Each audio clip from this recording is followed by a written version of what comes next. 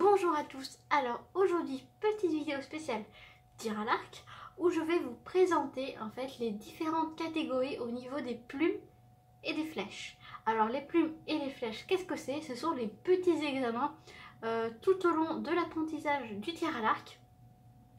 Tout comme par exemple les personnes qui font du cheval passent les galops ou les personnes qui font du ski passent les étoiles. Voilà, nous, pour les petits moins de 12 ans, il y a les plumes.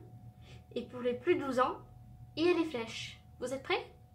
C'est parti. Alors il faut savoir d'abord que ce soit les plumes ou les flèches, le mode de comptage depuis cette année est un peu différent des années précédentes. Alors on va commencer par les plumes. Alors les plumes, c'est un examen, donc comme je l'ai dit pour les moins de 12 ans, qui s'effectue sur un blason de 80 cm à 10 mètres. Voilà. Ensuite, il faut avoir un certain nombre de points avec un certain nombre de volets pour pouvoir avoir accès à ce palier, on va dire, d'examen. Alors, pour les plumes, c'est 6 volets de 3 flèches, c'est-à-dire 18 flèches au total. Alors, pour la plume blanche, c'est-à-dire la plus petite plume, il faut avoir 100 points.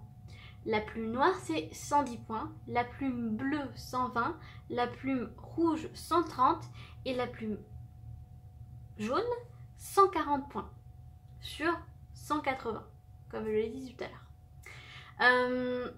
Comme vous pouvez voir, en fait, l'ordre des plumes et des flèches, vous allez voir, c'est pareil, sont de la même couleur, en fait, que les couleurs du blason. C'est-à-dire, plus on se rapproche du centre, plus la distance, plus l'examen est compliqué. Parce que par exemple, comme je l'ai dit tout à l'heure, pour les plumes les plus simples, c'est les plumes blanches, il faut faire 100 points. Alors que les plumes jaunes, le jaune c'est le centre de la cible, au niveau de la couleur, il faut faire 140 points. Ensuite, on va passer aux flèches. Alors encore une fois, ici on a plusieurs types de flèches. On a la flèche blanche, la flèche noire, la flèche bleue, la flèche rouge, la flèche jaune. Ensuite, on a la flèche de bronze, la flèche d'argent et la flèche d'or. Alors, contrairement aux plumes, ici, on va tirer 6 fois 6 flèches. Alors que pour les plumes, c'était 6 fois 3 flèches. Sur toujours un blason de 80 cm.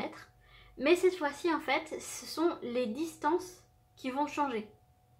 Pas forcément le nombre de points maximum à atteindre, mais surtout les distances. Alors à 10 mètres, ça sera la flèche blanche. Donc il faudra faire 280 sur 360. La flèche noire, c'est 15 mètres, toujours blason 80, et il faut encore une fois faire du 280 minimum sur 360. La flèche bleue, c'est du 20 mètres. 20 mètres, 280 sur 360. La flèche rouge, c'est du 25 mètres. Toujours blason 80. Toujours minimum 280 sur 360.